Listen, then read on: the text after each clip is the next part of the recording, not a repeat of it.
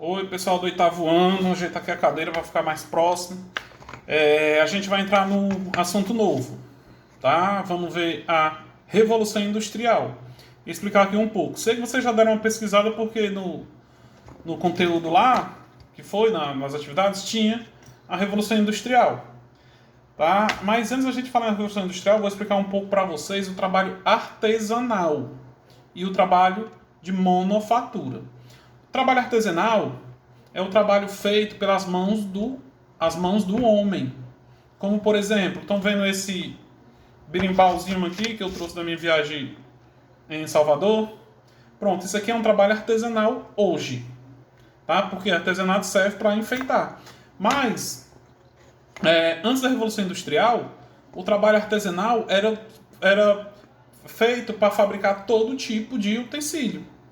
Desde chinelo, roupa, armas, tudo era um trabalho artesanal. Cadeira, mesa. Tá? Por que é um trabalho artesanal? Porque esse trabalho, no artesanal, uma pessoa só faz todo o processo. Uma pessoa vai lá, corta a madeira no mato, serra, lixa, prega, inverniza e dá o acabamento final. Então isso é um trabalho artesanal, porque foi todo feito com a mão, com coisas vindo da natureza e não teve ajuda de ninguém. É um artesanal. Logo depois do artesanal foi desenvolvido a monofatura, tá? Que é a seguinte forma. É um tipo de trabalho artesanal, mas só que tem a divisão do trabalho. Não é uma pessoa só que faz o objeto. Na manufatura, uma pessoa corta a madeira, outra pessoa serra, outra lixa, outra monta a cadeira e outra pinta. Então ela vai passando por processos de produção. Por isso que chama monofatura. Mono, uma mão faz cada uma. E a Revolução Industrial veio para substituir esse tipo de trabalho. O trabalho artesanal e a monofatura. Ah, professor, mas não tinha monofatura da Revolução, depois da Revolução Industrial? Tinha, que são chamadas linhas de produção. Mas só que nesse processo, quem fabricava os objetos não eram mais os homens, e sim as máquinas. Os homens auxiliavam, por exemplo, montava uma porca, ou colocava uma perna de uma cadeira que já vinha serrada de uma máquina, não era mais o homem que serrava, era uma máquina, e assim sucessivamente. Tá? Então essa é a diferença do trabalho artesanal e da monofatura, que a partir de 1760, mais ou menos, no século XVIII, começou a mudar. Onde? Na Inglaterra. A Revolução Industrial iniciou-se na Inglaterra. Porque a Inglaterra tinha vários fatores. Né? Que fatores foram esses que fizeram com que a Revolução Industrial ou a Revolução Industrial acontecesse primeiramente na Inglaterra? Vamos lá, era até uma das questões que tinha lá na provinha de vocês.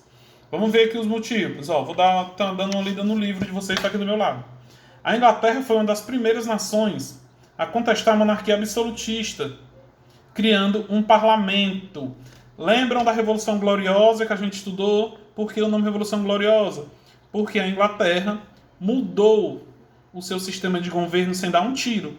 Então foi uma das primeiras nações que deixou de ser uma monarquia absolutista e passou a ser uma monarquia parlamentarista, o surgimento do parlamento.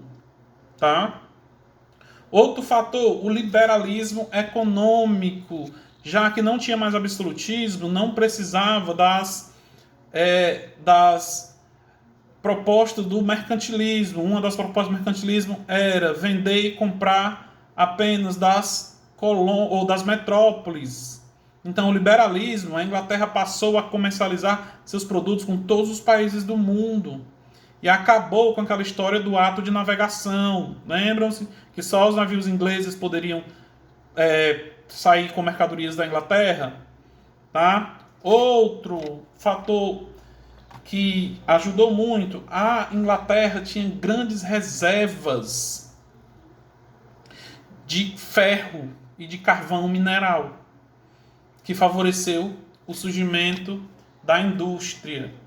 Outro fator, a burguesia. Quem era a burguesia? Era aqueles comerciantes, né? Os mercadores que investiram alto nas indústrias.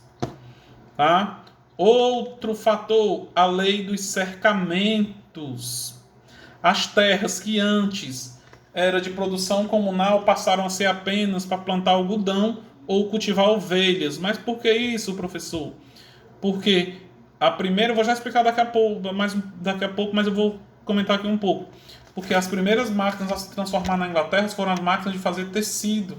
As máquinas de algodão que faziam roupas, que são os chamados tiares, os teás, né? Que se a gente tivesse na sala eu ia mostrar para vocês aqui, mas próxima aula eu vou comprar um pezinho aqui para me montar no data show aqui no meu estúdio, no meu quarto, para a gente ver algumas imagens, tá?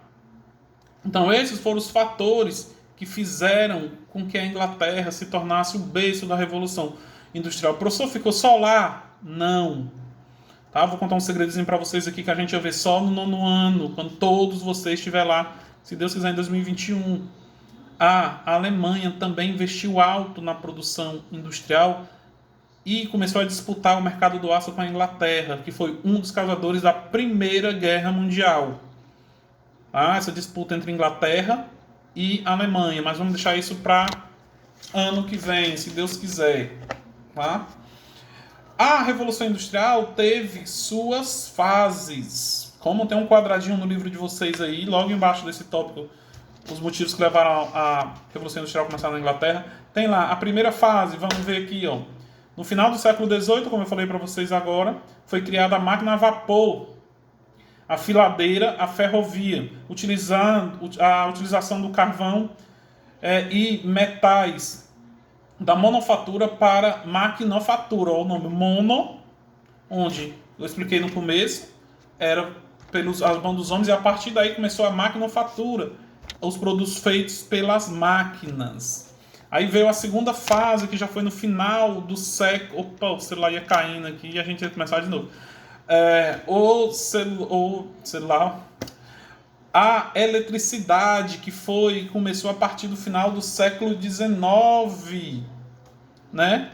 Com o motor a combustão, o petróleo, a fundição do aço e o início das tecnologias de comunicação, a invenção do telefone, do telégrafo, entre outros. E a terceira fase, que começou entre os anos de 1960 e 1970 até os dias de hoje, que é a biotecnologia e a nanotecnologia. Então, é o que está hoje, que está proporcionando essa terceira fase da Revolução Industrial. A gente está aqui se comunicando através dessas videoaulas.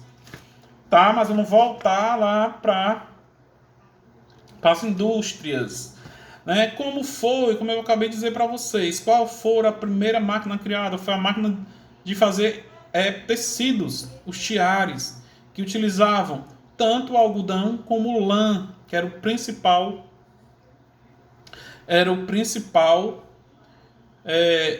matéria-prima para fazer a linha, da linha fazer o tecido e assim sucessivamente. Pessoal, vale chamar a atenção que é a questão dos trabalhadores, tá? Vamos falar aqui um pouco dos trabalhadores. As pessoas que trabalhavam no campo, quando houve esses cercamentos para plantar algodão e para criar lã, criar ovelha para extrair lã, os trabalhadores perderam as suas moradias. E o que foi que ocorreu? Eles tiveram que vir para as cidades, principalmente para Londres, né? Porque a Revolução Industrial explodiu ou iniciou-se, tanto faz, na cidade de Londres. As fábricas eram dentro da cidade de Londres. E aquelas pessoas vinham do campo, então a gente pode chamar de êxodo rural também, porque não tinha mais serviço no campo, e vinham trabalhar nas fábricas. Aí vem outro ponto principal. Como eram os serviços nas fábricas? Se a gente falar, a gente viu recentemente é, em, em geografia, se eu não me engano, o capitalismo. E vocês sabem muito bem o que é o capitalismo, onde as pessoas só pensam em dinheiro, dinheiro, dinheiro e dinheiro. Tá? Foi a partir daqui da Revolução Industrial que começou a surgir o socialismo, que a gente já viu. Que ninguém quer que eu aplique o socialismo nas notas ou dentro da sala. Né? Então, o capitalismo começou a surgir e as pessoas vinham trocar sua força de trabalho por dinheiro. Isso é o capitalismo. Mas antes de falar como eram a vida dos trabalhadores dentro das fábricas, vamos falar aqui um pouco sobre como era fora. Porque o que acontece? Londres não estava preparada para receber a quantidade de pessoas que vieram para a cidade. Essas pessoas iam morar em locais chamados cortiços. Professor, não era favela, não, era como se fosse, eram cortiços. O que era cortiços? Era tipo uns quartos, né? Vou pegar um exemplo como se fosse a escola. Pronto, um exemplo, a nossa escola. A escola não tem várias salas de aula? Cortiço era como se fosse uma escola com várias salas sem estrutura para ninguém morar. Por exemplo, se a pessoa fosse morar na sala de aula, não tem estrutura, né? Por que eu chego a comparar com o banheiro? Porque com a escola. Porque os cortiços, o banheiro era coletivo. Era um banheiro para todas as pessoas que moravam no cortiço. Né? Era uma lavanderia só. E os cortiços eram moradias precárias. Porque justamente não tinha estrutura. Né? Não tinha saneamento básico. As doenças eram constantes, não tinha coleta de lixo. As pessoas viviam na mais completa miséria. Pois eu vou já explicar para vocês que elas eram exploradas dentro das fábricas. Trabalhavam homens, mulheres, crianças, idosos. E as crianças e as mulheres não ganhavam o mesmo valor de um homem, ganhava apenas a metade. Por exemplo, se um homem ganhasse um salário, a mulher só ganhava meio. Tá? E até as crianças eram utilizadas no trabalho. Tá, mas vamos voltando aqui um pouco ainda à situação das pessoas em Londres. Então, eles não tinham moradia digna. E, geralmente, eles residiam aos redores das fábricas, onde vinha a poluição. Infelizmente, eu não estou podendo mostrar a imagem para vocês aqui da época da época. Certo que não é um retrato, é um desenho, mas retrata muito bem como era aos redores das fábricas em Londres. Então, esses trabalhadores moravam em cortiços que ficavam ao redor das fábricas, enquanto os donos, que eram os capitalistas, que Karl Marx veio a chamar de burguês, moravam afastados, na periferia das cidades. Tá? É o que acontece hoje ao inverso. Hoje em dia, quem mora no centro da cidade é as pessoas que têm maior poder aquisitivo. E as pessoas com menos poder aquisitivo moram na periferia. Na época era o contrário. Por quê? Porque na periferia não tinha a poluição que tinha dentro das cidades. Tá? Agora eu vou mostrar a lei aqui para vocês, que está no livro de vocês, como era a situação dentro das fábricas. Tá? Que eu acho que também foi uma das questões aí da atividadezinha de vocês. Ó. A industrialização trouxe outra forma de relação de trabalho e produção. As indústrias tinham como mão de obra o trabalho assalariado, como eu já expliquei, com a divisão da função e especialidades. Quer dizer, cada um fazia uma coisa no processo, mas já no industrial. Em outras palavras, o controle técnico e econômico passou para as mãos dos capitalistas, os donos das indústrias. Isso fazia com que os trabalhadores não tivessem direito ao que produziam. Outros segmentos característicos nessa fase foi a repetição do processo de produção por parte do trabalhador, sempre fazendo as mesmas tarefas. Devido a essa especialização do trabalho, a monotonia e a depressão se alastrou-se entre os trabalhadores das indústrias. Então, essa era a condição dos trabalhadores dentro das fábricas. Eles não tinham uma hora para entrar, ou tinham hora para entrar, mas não tinha hora para sair. Chegava até trabalhar 16 horas por dia. Não tinham direitos a férias, a 10ª, descanso remunerado. Porque o que é que acontece? Os trabalhadores hoje, eles ganham o salário por 30 dias. Então, quer dizer, a empresa ela paga o final de semana. Por exemplo, seu pai trabalha de segunda a sexta, então segunda e sábado até meio-dia, a empresa paga o domingo. Porque se não pagasse, vem descontado. Então, ela paga os 30 dias de trabalho do funcionário. Na época, não é? E ainda tinha, como eu acabei de ler aqui no texto de vocês, ainda tinha a questão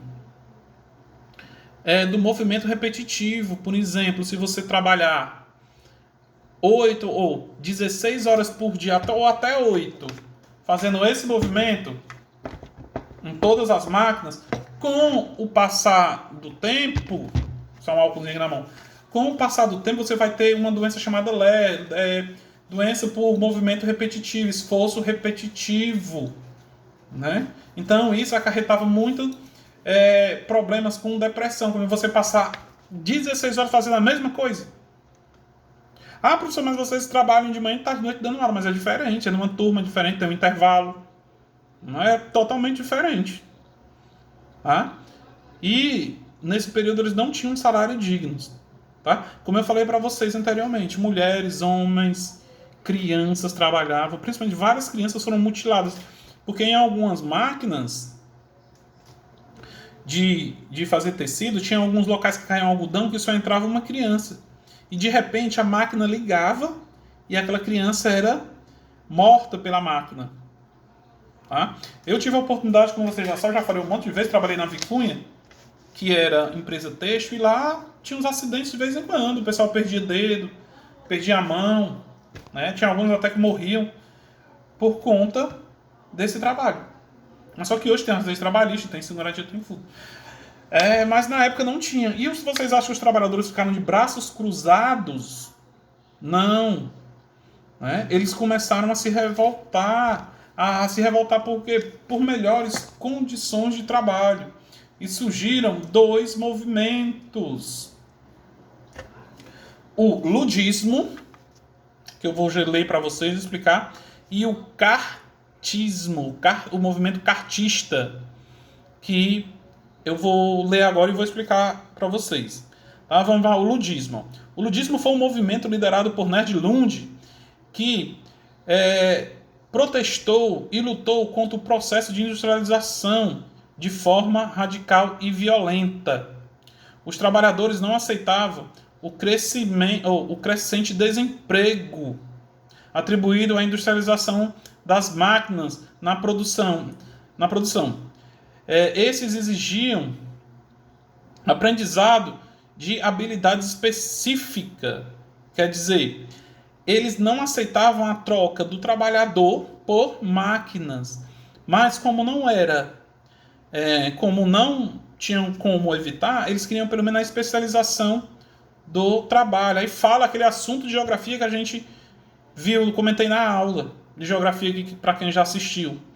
Né? Aí começou a surgir o desemprego funcional. Né?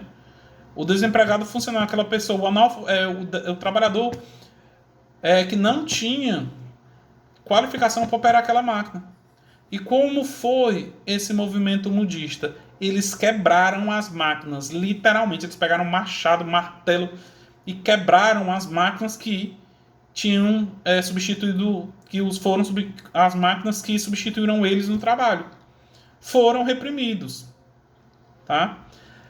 Aí veio outro movimento, além dos ludistas. Mas, diferente dos ludistas que quebraram as máquinas, o movimento cartista foi diferente. Só para puxar um ganchozinho aqui.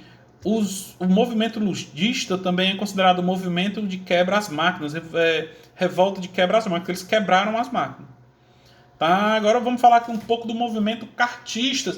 Esse movimento lutou contra reformas. Né? Foi feita uma reforma, os trabalhadores eles não ficaram satisfeitos, exigiram coisas melhores, outros tipos de reforma. Mas esse movimento, ele teve êxito. Tá? Vou ler aqui para vocês e vou estar explicando. O movimento cartista, ocorrido entre 1838 e 1848,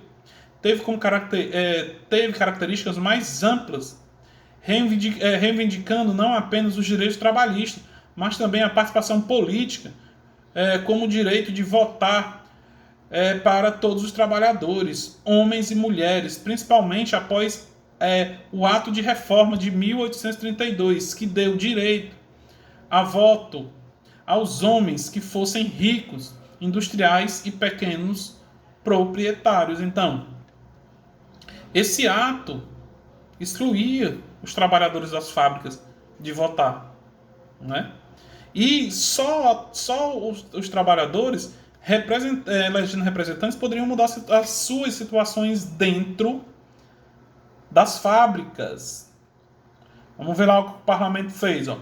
O parlamento era contrário à participação política dos trabalhadores, tendo no direito ao voto quanto nas condições de se candidatar. Quer dizer, era um medo do parlamento. Se os trabalhadores pudessem votar, eles iam votar em quem? Numa pessoa rica ou numa pessoa pobre? Numa pessoa pobre, da classe deles.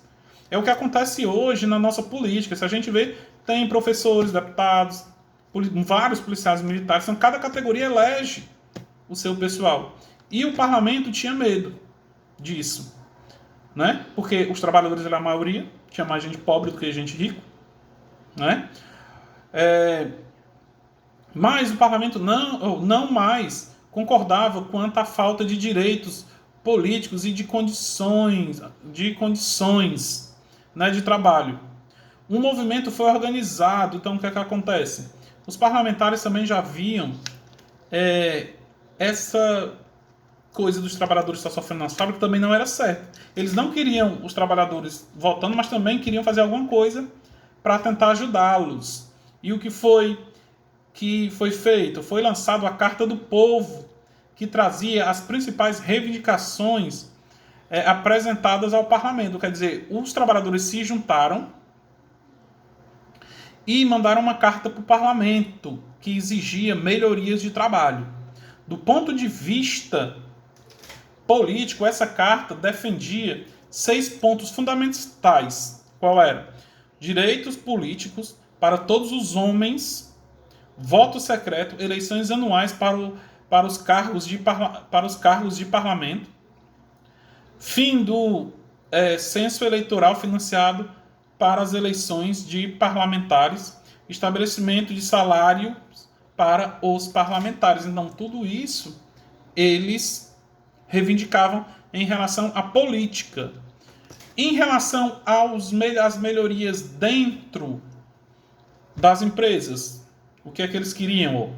No campo do trabalho, as principais reivindicações dos cartistas foram redução da jornada de trabalho de 16 horas para 8 horas diárias, que é o que é oficial hoje.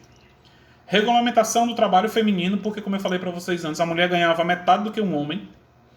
Proibição do trabalho infantil, queriam excluir o trabalho infantil. Folgas aos fins de semana, porque trabalhavam direto. Tá?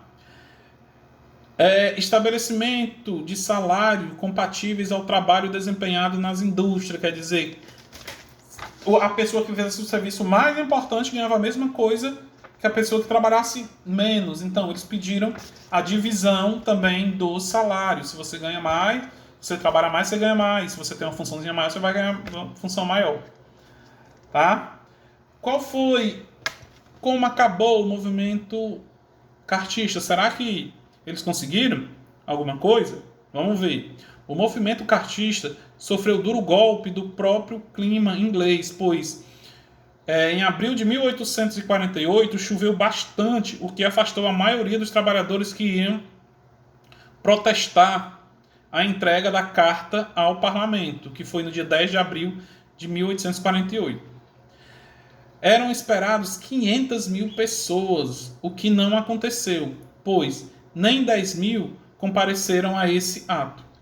Mesmo assim, boa parte das reivindicações trabalhistas foram atendidas, e principalmente a instituição do salário mínimo e a redução da jornada de trabalho para 8 horas diárias. Esse movimento teve efeito. Tá? vou passar a atividadezinha de vocês lá na plataforma. E a gente encerra por aqui. Qualquer dúvida, me chame no WhatsApp. Até mais.